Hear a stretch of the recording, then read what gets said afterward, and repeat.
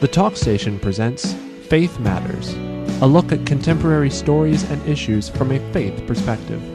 While this is a pre-recorded show, we are interested in your ideas, comments, and questions, and we urge you to email them to faithmatters@thetalkstation.com. Give me faith, trust what you say, that you're good and your love is great. I'm broken inside, I give you my life. And now on the Talk Station, Faith Matters. And welcome to our program for this week here on Faith Matters on the Talk Station. I'm Ben Ball, and joined by Reverend Robert Cornegate from Chapel by the Sea in Emerald Isle, Reverend Carl Zarowski from St. Peter's United Methodist Church in Morehead City, and retired Anglican Bishop Doc Loomis. And we have a special guest, a returning panelist today, is John LaPere, the former missions pastor at Cape Carteret Baptist Church, now retired in South Carolina and here on vacation. So you get the right part of this off, John. So this is now becomes a business trip. Yeah. Hi, John. Welcome back, John. Welcome. To write it off, you got to have something to write it off from. Yes, you have to actually have income. That's right. And when that word retired is in the conversation in pastor, it's not so much. Yeah, that's true. All right, well, It's an honorarium to have you here. an honorarium. Yeah, I'll take that to the bank. that's right. It's sitting out there in a candy dish, actually. Okay, so thanks for joining us here today, though, and glad to have you back. And Doc has to recover before we get started. All good. All right, let's start off with Bernie Sanders. I mean, why not? We haven't talked about Uncle Bernie, in a long time. And, so he is in the news because I think many of us would say because of what he does not know is what we're here about. This comes from theatlantic.com. It's Bernie Sanders' religious test for Christians in public office, written by Emma Green. It says, Article 6 of the U.S. Constitution states that no religious test shall ever be required as a qualification to any office or public trust under the United States. On Wednesday, Senator Bernie Sanders flirted with the boundaries of this rule during a confirmation hearing for a Russell Vogt, the President Trump's nominee for Deputy Director of Office of Management and the Budget. Sanders took issue with a piece Vogt wrote in January of 2016 about a fight at the nominee's alma mater, Wheaton College. This is the subject we had talked about, this story. The Christian school had fired a political science professor, Larisha Hawkins, for a Facebook post intended to express solidarity with Muslims. Vogt disagreed with Hawkins' post and defended the school in an article for the conservative website, The Resurgent. We don't have to re-fight that, but basically then, Robert, when we take a look at this first part, it says that Senator Sanders was basically applying a litmus test to this nominee, of the Office of Management and Budget, Associate Director of Office of Management and Budget, saying that your Christian values don't comport with what we call for here in this country. Yeah. Well, look, Bernie's a poser Democrat. He's actually an independent. Well, he says he's a socialist, independent Yeah, socialist. but as politically speaking, he's not a member of the Democrat Party. He's a member of just an independent. And so suddenly this guy is speaking for all of the Democratic Party when he brings up these issues. And the reason I say that is because it's become obvious that the intention of the liberal progressive political movement is to obstruct Trump's administration with every step they try to take. And so Bernie is just playing by the progressive playbook. And yes, he's a socialist. He's always been a socialist. And it's amazing that these we were talking about it yesterday with some friends about this, that how the so-called youth movement, political youth movement has kind of surrounded around Bernie as the new white knight that was racist. The knight riding in on the white horse, right? And to save the political world. So it's fascinating to see how this happens. But well, John, here we have the senator, by the way, repeatedly said during the hearings, according to this article, Muslims simply do not have he quoted vote as saying, Muslims do not simply have a deficient theology. They do not know God because they have rejected Jesus Christ, his son, and they stand condemned. Well, that is kind of what we believe as Christians, right? Well, that's the nub of it right there. And as a Christian, personally, it's good to see somebody be very public about that particular fact. But the other thing he said that I thought was really telling, and I want to read it because I want to get it right, and I think it's also the big differentiation between Christians and all of the other faith practices that I've come across, and I've been privileged to be in lots of different parts of the world in lots of different circumstances. And you may have covered this last week, I don't know. He said, as a Christian, I believe that all individuals are made in the image of God and are worthy of dignity and respect regardless of their religious beliefs. I believe that as a Christian, that's how I should treat all individuals. And that is rare among all other faith practices. Mm-hmm. And so I think between what he said about the Christian view of salvation and this, that to me encapsulates the whole argument. And it also ought to be a kind of a wake-up call to other things that are going on politically and culturally, not only in this country but across Europe and places like that. Well, Carl, I think with that statement, the two statements together basically give the understanding of how Christians can be in public service. Is that you do have your faith, but your faith teaches you that all are creatures of God. That is correct, and having that attitude that everybody is valuable, that everybody matters because they were created in God's image, regardless of what they believe.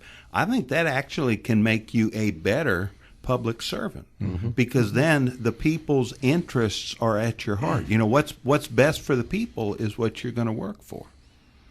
What Doc, I think just to make the round table here, Doc, one by one, hold up numbers. Yeah, that's right. Is that up, Doc. The exchange between this the senator and the nominee, Mr. Vogt, Senator Sanders saying, I don't know how many Muslims there are in America. Well, you can look that up. I really don't know. Probably a couple of million. Are you suggesting that all these people stand condemned? What about Jews? They stand condemned too? He said, Senator, I'm a Christian. I understand that you're a Christian, but this country is made up of people who are not just. I understand that Christianity is the majority religion, but there are other people who have different religions in this country and around the world. In your judgment, do you think that people who are not Christians are going to be condemned? I'm fascinated that Bernie Sanders is interested in who is and who isn't condemned. In his terms. Yeah, so there was an article, I think it was in the New York Times this last week, and it was about, did you see this? It was about the religious left. Yeah. The last time we really saw the religious left big was like back during the race wars and riots and stuff like that, and they all kind of came out. And then they've had about 30 or 40 years where they've been really, really quiet. And what you're seeing right now is this emergence of a new religious left that's getting very, very vocal and really setting up. I mean, I know I always sound like the prophet of doom that God may be glorified on this show, but there's a setup right now between the religious right, which has had a good voice in government, and the religious left that's been very quiet.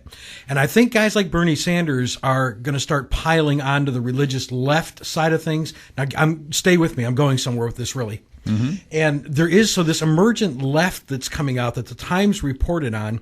Their very liberal bias is against Jesus Christ as the only way to the Father. Okay. Mm-hmm. And there's a conversation in the marketplace. It's not exactly the zeitgeist yet, but it's a conversation. And Bernie Sanders has heard this conversation. And so he's actually mimicking a lot of what we have heard from the religious left, which is, are you saying everybody else is condemned? That's religious left talk. Mm-hmm. That's not independent talk. It's not Jewish talk. It's not Muslim talk. It's definitely not Muslim talk. It is religious left talk. Bernie is just acting like a religious leftist right now. And it's the stupidest thing in the world. Am I allowed to say stupid on Yes, live radio? right. It's the stupidest thing in the world because it has nothing to do with the Office of Budget and Management, even though it says in God we trust on most of our money. I mean, it just has nothing to do with it. This is just him picking a fight. And what is he doing? He's picking a fight for exactly the reason that Mr. Roberts said a few minutes ago, which is this has nothing to do with vote. This has to do with Donald Trump and tearing apart his cabinet. Absolutely. Well-reasoned and insightful response, Robert. Well, once in a while. Thank you. I was told in seminary that when you take a text out of context, it becomes a pretext for a different idea altogether. And what they've done, what this gentleman did was he was responding to a theological issue. What was the issue that the professor raised? She said that we all Muslims serve, and Christians serve the same God. Yeah. And so he took issue with that, and he responded to that theological position and gave the very theological, appropriate, as we all agree, position on that. No, they don't even know God because they reject Jesus. So, you know, we have so that's the context of the text. So somebody showed Bernie this thing, did some research a year and a half back and showed him this quote, and Bernie goes off on this thing and says, okay, now I've got something against this guy. I can attack this guy on this position. That's literally what he did. Yeah, and again, it's as has been called, and we've called it here before, the slow motion coup d'etat of what's happening in D.C. right now. We'll have more to come in a moment here on Faith Matters on the talk station FM 107 and AM 1240.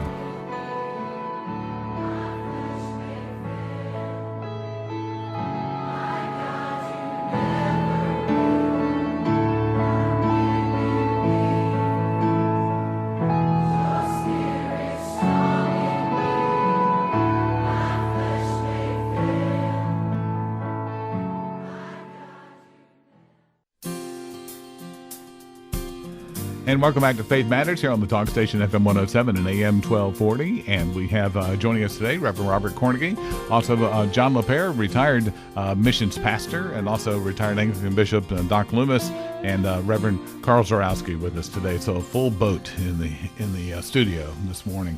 Let's take a look at the next article. This next article comes from the website ChristianHeadlines.com. It says, "Is opposition to LGBT agenda child abuse?" And it came originally from World News Service.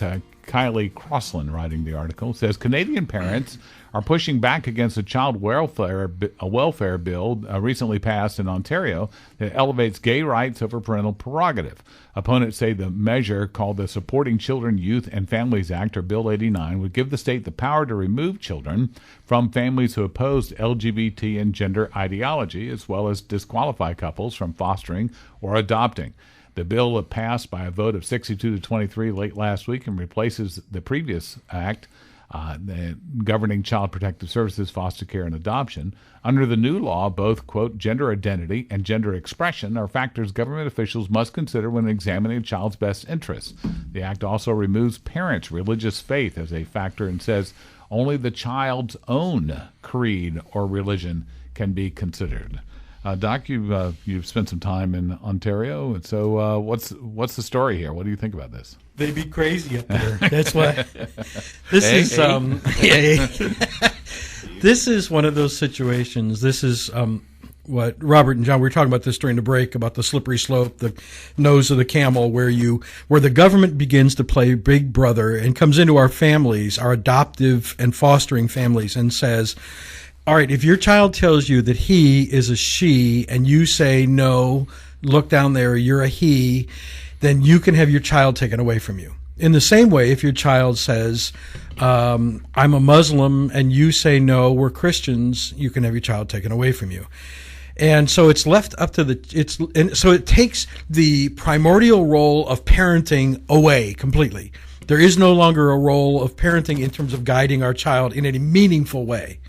So now it's up to the child to determine, this is my sex, this is my this is my faith. And the government gets to help the child because the government looks at a series of statistics. What color is the child? What DNA is the child? Where does the child's family come from? What historically has and then the child can pick from that kind of, 31 flavors of whatever. So it's a big day. I mean, isn't that what every kid wants to do? I mean, isn't that the whole point of being a kid? It's like, I want to be this, I want to be this, I want to be this. And the parents go, no, actually, go clean your room. We have to go to church. And so there's a parent role and there's a child role. The government has now taken, and we know what a great parent the government is, so I don't know why I'm worried about it. But the government has now taken the parenting role and said, no, it's up to the kid. So you can see this is a brilliant move on the part of Canada. Carl, what do you think? Well, I read this article, and when I first saw the article, I'd read this news on another article that really made it sound like it didn't just have to do with families who were fostering or adoptive, but that if my daughter chose to be a little boy and Cheryl and I said no, that the government could come and take our daughter away because we are abusive parents and put our child somewhere safe where she is not subject to our abuse. Okay. And I mentioned that in this article, it really focuses on the fact that it does have to do with children who have been placed into a home, who are not the biological children. But during the break, as Robert pointed out, this could be a first step towards that, or maybe while they're pointing at each other, they're pointing at each other, that this could be a first step towards where a child could be taken away from its biological parents. And I'm sorry, but a 4-year-old child, how do they have their own religion or their own creed at that point in their life? Yeah, you know, one of the things that I think is interesting here, because it's part of a pattern.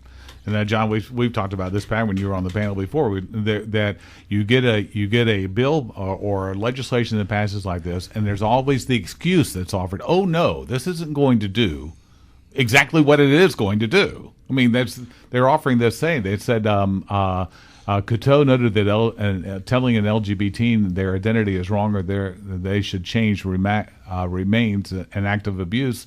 I would consider that a form of abuse when a child identifies one way and the caregiver is saying, no, you need to do this differently. He told QP Briefing, the article, says if it's abuse, then and it's within the definition, the child can be removed from that environment and placed in protection where the abuse stops. And pro-family groups, it says here, remain unconvinced.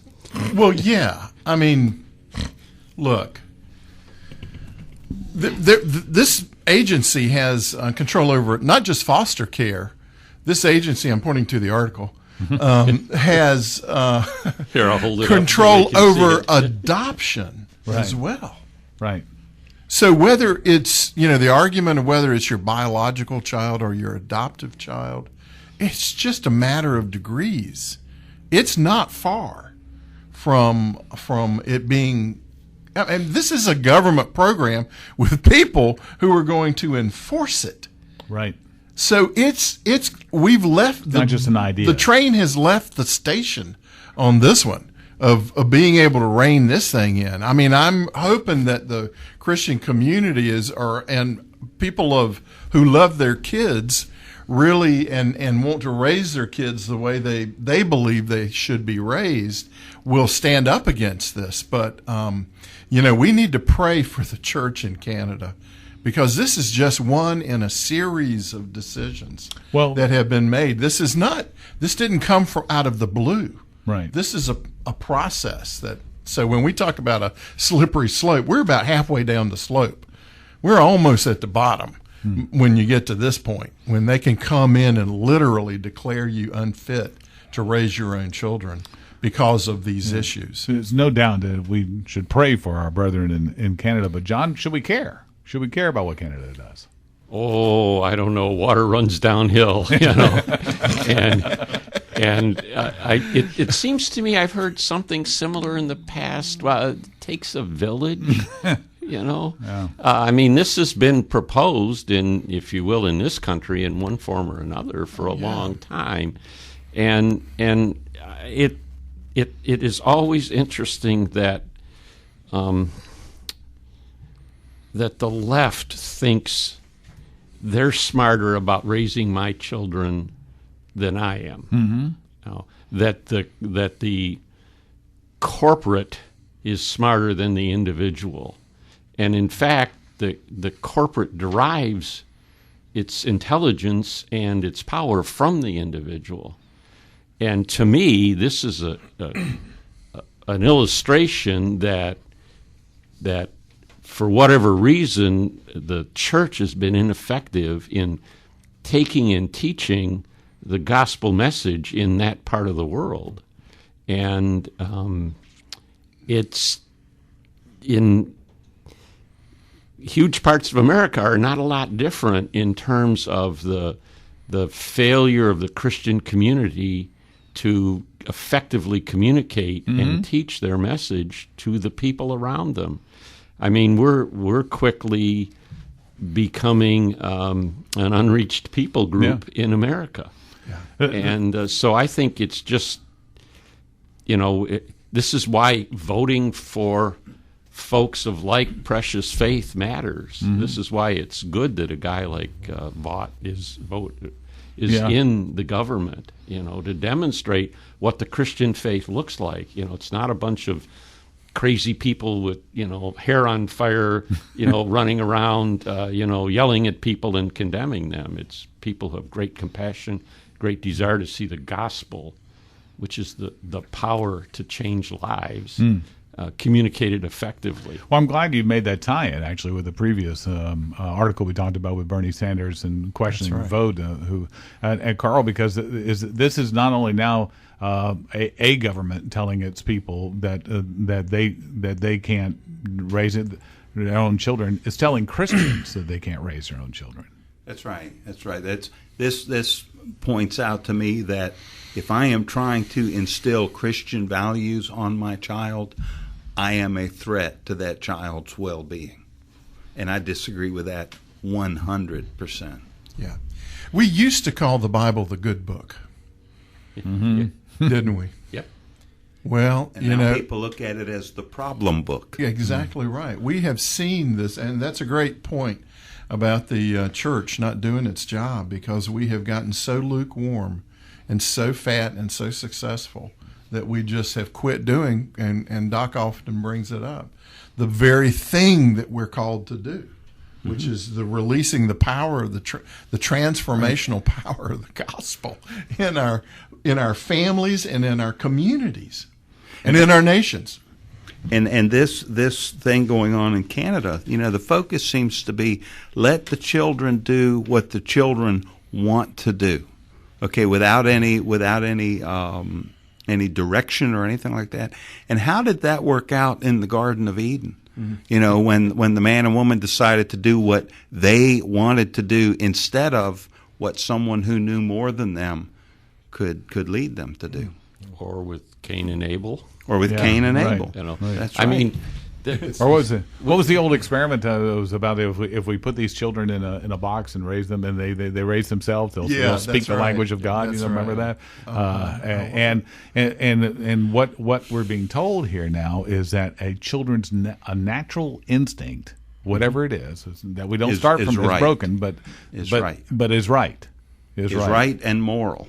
And when a child is born, what do little babies do? They're reaching out, wanting everything for themselves. I, me, mine. Nothing wrong with that. That's just how they're born. They haven't learned how to live with others yet. How do we say that? They haven't learned how to play nice yet. Yeah. Right. And as a father, it's my job to help raise my children right. Well, the I, me, mine creed is, and that's what we should acknowledge there, right? We'll have more to come in a moment here on Faith Matters on the talk station, FM 107 and AM 1240.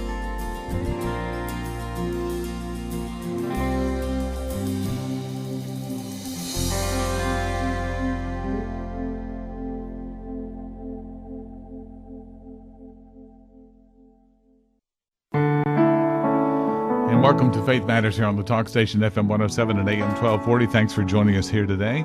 I'm Ben Ball, along with Bishop Doc Clemens, Reverend Carl Zarowski, John LaPere, and also Reverend Robert Cornegie with us here today. And as we go through the next article here today, this one is interesting, out of worldreligionnews.com.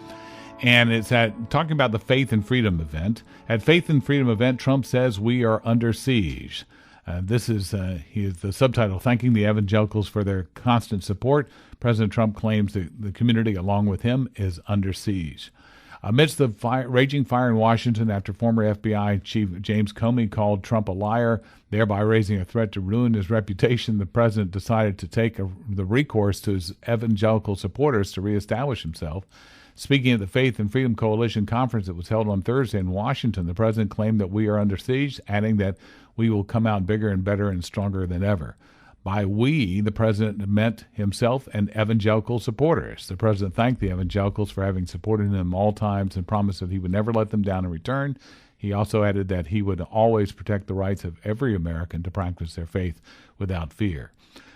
First of all, this was an event that only received coverage in the minor areas, didn't receive any major coverage at all.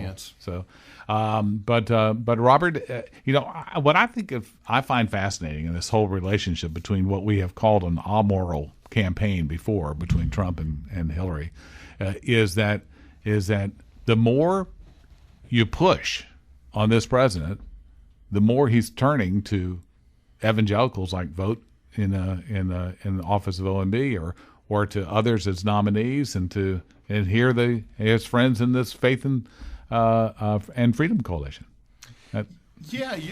Honestly, I'm really surprised by this because he wasn't my first choice by any means, but he did. I just assumed that as the pressure built and the obstruction continued, that he would make this move to the middle, that he would start moving towards, because his history was fairly liberal, and many of his family members are still. New York City. The epitome of establishment. Well, it's the same way with the LGBT protests against him. He's probably the most neutral of any person who's been in that office for a long time in those issues. But he's picked up on this raw emotion out in the country. Whether it's true or not, I happen to believe it is true that the traditional American worldview of faith and family and home and doing the right thing is under siege, and that the idea that we are to keep a government in check, that we prefer a small government federal footprint rather than one that just tramples on everything. He has picked up on that, and this is the base that he's speaking to right now, his base. So whether they're Christian or whether they're just conservative, a conservative Christian, or just a politically conservative person, he's kind of throwing some red meat to him, and I'm glad he is. Doc, is his friendly voice going to stay with him, do you think? Well, he's a guy that when pushed doubles down, doesn't he? Yeah. Yeah. So it doesn't surprise me at all that he's running to the right now. I mean, it really doesn't surprise me. I think what he's found out is everybody hates him. Mm-hmm. But there's this small group of people, not a small group of people. There is a group of people who are fairly right-leaning, conservative, better word, and happen to be fairly religious folks who absolutely adore him. And I don't know about you guys, but I like to hang out with people who adore me. Both of them. You see, sometimes at the same time. So it doesn't surprise me at all. It'll be coming later today, not here. Yes, they will. I hope.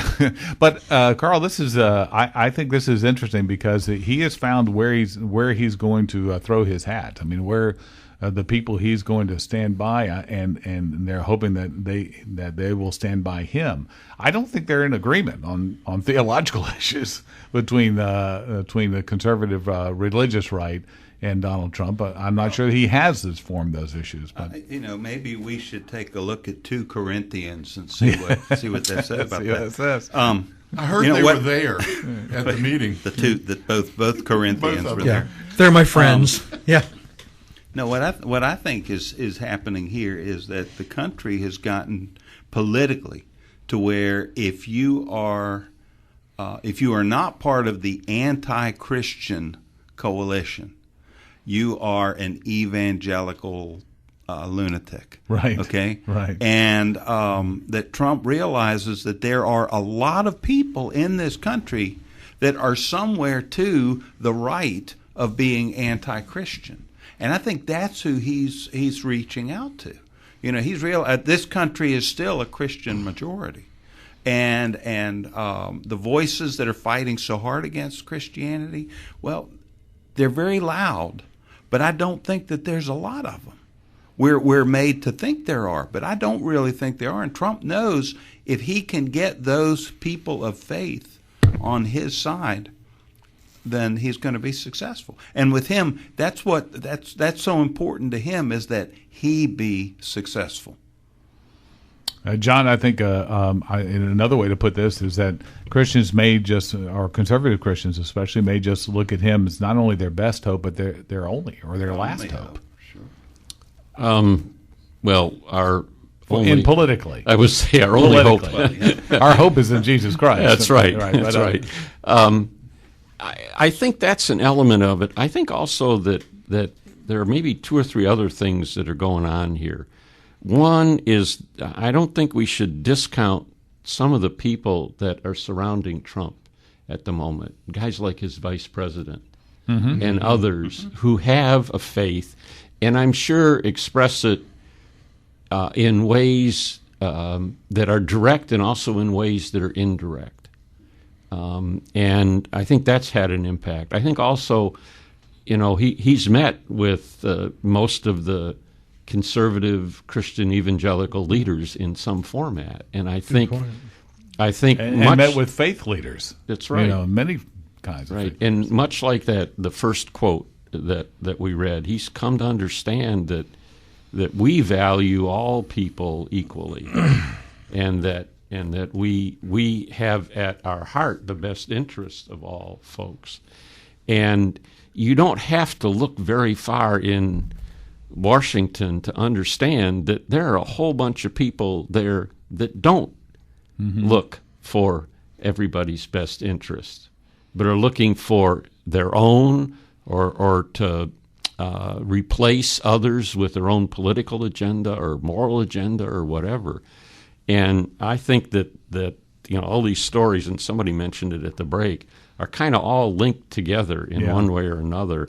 I might disagree with Carl a little bit if I understood exactly what he said. I think there's a whole bunch of folks around that would be just as happy if we were gone, because we stand in the way of an agenda that is at minimum not healthy and at its core highly immoral.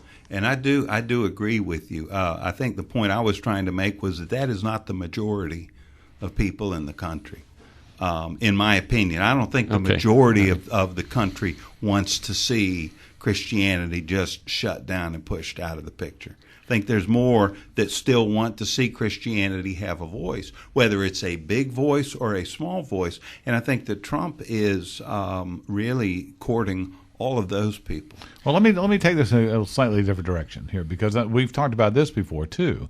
Is that we pray that this president will grow closer to God. I mean, that we pray that he will see these things. And I just thought about this while we were talking. Is that when I used to play some golf, I liked to play with people who were better than me, because it helped to elevate my game or help me to learn more about it. In many ways, he has surrounded himself with evangelicals or with people of faith, of deep faith, like his vice president, or even some of these appointees, Neil Gorsuch. People who have a strong, deep faith, and in many ways that could be his own expression of reaching out and trying to understand what it is that they have that he doesn't have. That's my hope for him. Yeah, I would also suspect that in his business career, that he's run across individuals like that also, and he's come to understand that these folks are going to work hard, do the right thing, and be reliable. They're trustworthy people. Yeah, in a world where you can trust no one, you hope you can trust your Christian vice president. Yeah. Well, it's I read an article some years ago about the Chinese government liked Christian businessmen because they knew they'd pay their taxes and treat the people okay. And I think, Trump and others are coming to realize that there's a group of people in this country that are going to treat people okay. It goes back to something we've talked about quite often on the show, is the difference between freedom to worship and defining that. In the last administration, basically they redefined what this freedom is. It's the freedom to go into your place of worship, in your home.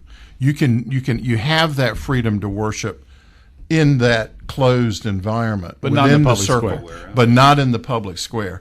This is what he's responding to, and in fact he said that, and that there's this, and I think there is a degree of this. I don't think he's making this up. That there is a sense in the Christian community that we're losing the ability to be able to express our faith in the public square, in the market, to live it out after all the bakers and everything else. So yeah, he's touching on a really important point here. We'll have more to come in a moment here on Faith Matters on the talk station FM 107 and AM 1240.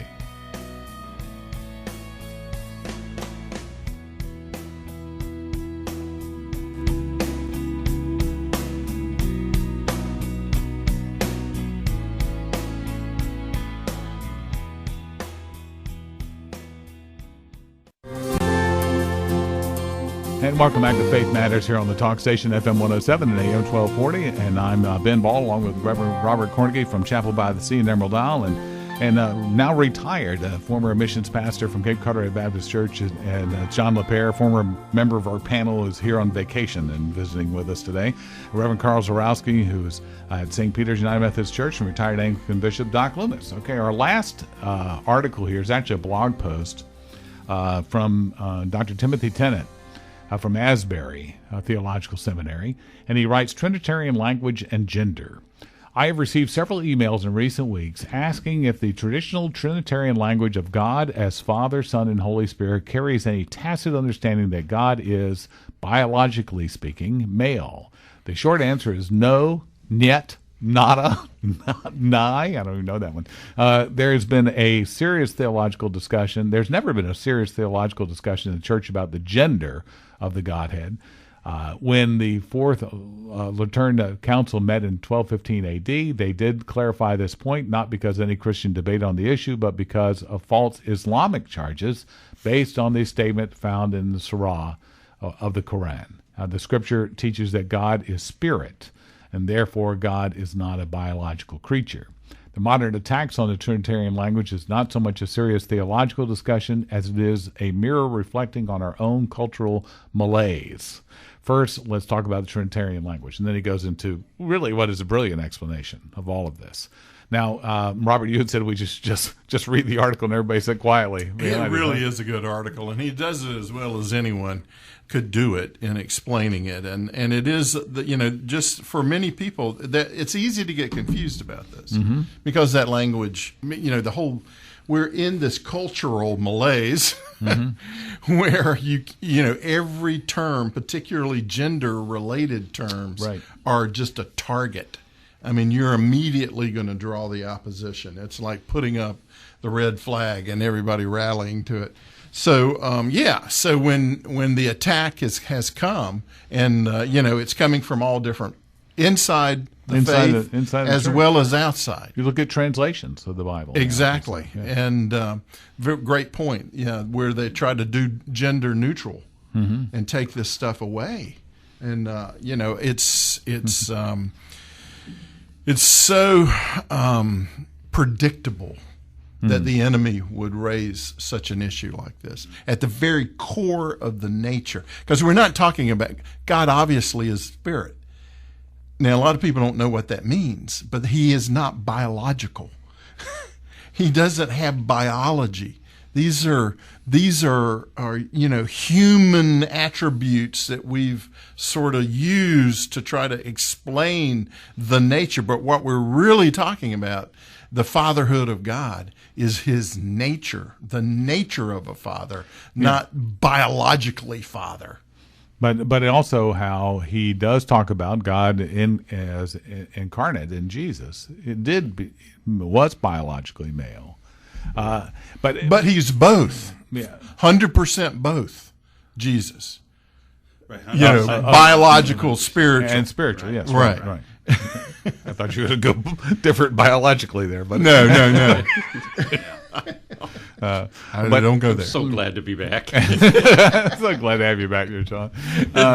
But he talks about how when you speak about gender language and your functional language as creator, redeemer, and sanctifier shifts the language to attributes rather than the eternal nature of the Godhead. Isn't that a wonderful way to say that? There's one of the more modern or one of the other new translations that's out, refers to Jesus, instead of using the term Son of Man, refers to him as the human one. Okay, which I find to be a very fascinating translation, because he is God in human form. Does that work? The human one? Sure, it does. But so it works for you too. But we've got to look at tradition too. The church for how long has been calling Jesus the Son of Man? It was the term that he used for himself in the Scriptures. Whenever Jesus talked about God the Father, what was the term he used? He used Father. We had a professor at Duke named Dr. Mickey Eford, and when he would talk about this, gender-free language for the Trinity, his statement was, well, he said, if Father was good enough for Jesus, then it's good enough for me, and that's it. And it wasn't just Father; it was Abba.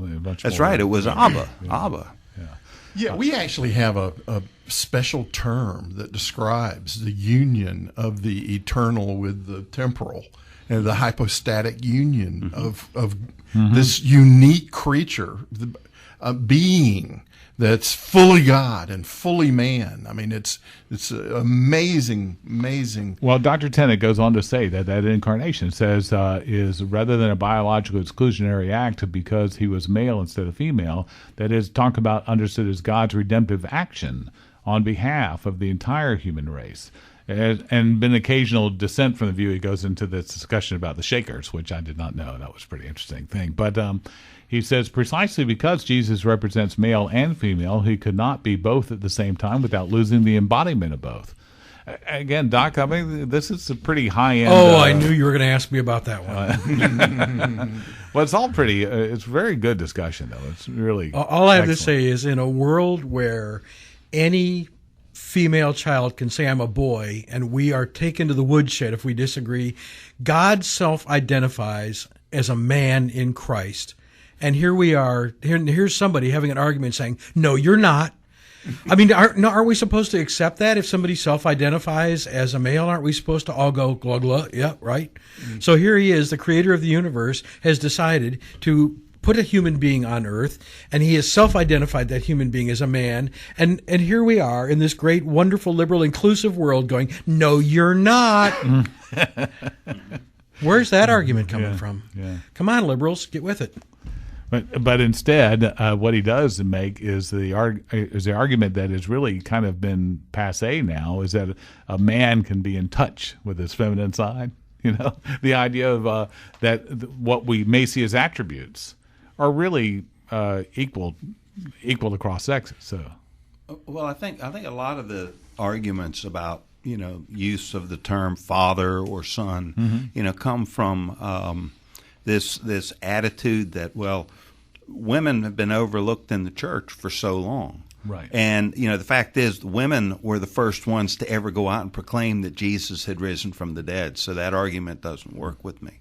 But I love this quote that he included from St. Augustine, where he said, lest either sex should imagine it was being ignored by the Creator, he took to himself a male and was born of a female. Mm-hmm. So both genders, both sexes were involved in God's becoming incarnate. Right. It didn't just appear. Right. He didn't just show up. He was born. Yeah. Right. Well, in the culture we're in now, we really do. As a church, we can't just assume anymore that everybody gets this thing. that we throw. I mean, the Trinity's hard enough to comprehend. And now with this layered on top of it, it makes it even more complicated. So we really do, as leaders, pastors in our churches, we need to make sure, we need to ask the questions. Do you understand what we're talking about here? And try to draw this stuff out, because otherwise everybody just assumes we're using the same terms. We just don't, we have different definitions for them. Yeah, it cries for the need for discipleship, a solid, continuous process of discipleship with our people. As an kind of a side note, anecdote or something, my oldest grandson, who is 16 and a really sharp kid, recently had to fill out some paperwork for school, and it had under name, phone number, all that stuff, sex, there were like 5 or 6 choices. And under gender, he said there were 27 choices, plus a box that had other in it. And he wrote in helicopter. The kid's pretty sharp. He gets that, that this absurdity. It's just absurd. It's absurd. And the Bible was written in plain language. It was Greek, but it was plain to the Greeks, or it was Hebrew, it was plain to the folks that spoke that. And God chose to put in the minds of men that wrote this stuff specific words and phrases and sentence orders and structures and all that kind of thing to make the points that I think this guy makes really well. And I agree with the Augustine quote. I mean, that is a good summation of it. But we simply, as pastors, active or not, we need to teach our people these things, and we need to find a consistent way of teaching it. I know, Robert, you guys have been really kind of leading the charge with apologetics and all that sort of thing, and that's a $50 word for saying you got to get smart about what you believe, right. And it's really important. I've said before on this program, we have a lot of Christians that have 2 problems. One, their faith is an inch deep and a mile wide, and they're running around the battlefield with only the helmet of salvation on. Yeah. Put on all the armor of God. Right? That's right. Every piece. And John, you get the last word today. And thanks for joining us. So once again, we appreciate all of you for joining us here on Faith Matters on the Talk Station, FM 107 and AM 1240.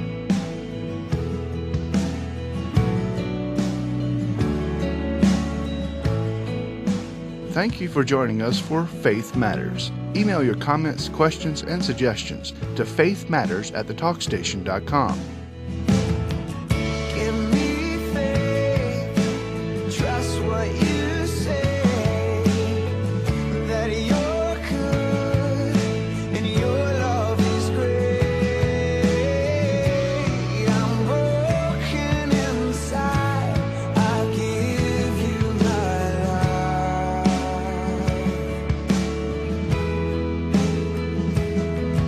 Give me faith. Faith Matters is a production of the Talk Station.